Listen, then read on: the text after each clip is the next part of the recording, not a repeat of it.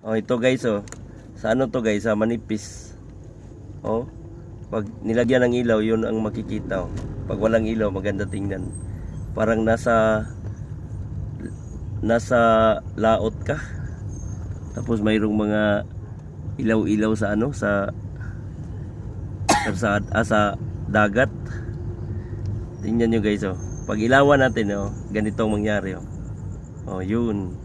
Kalsada pala. Sa manipis to guys. You know? Ganda tingnan guys. Kahit walang ilaw yung sasakyan mo, di ka maano kasi mayroong guide eh. You know? Oh. Tingnan mo guys, oh. You know? Ganda tingnan.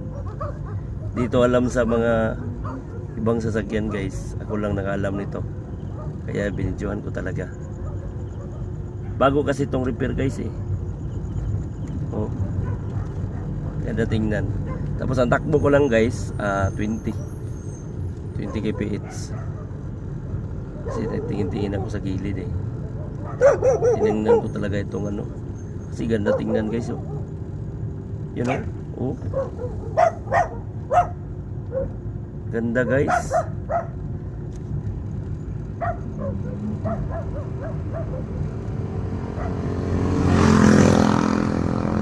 Pag mayroon akong kasalubong guys, mag-iilaw ako.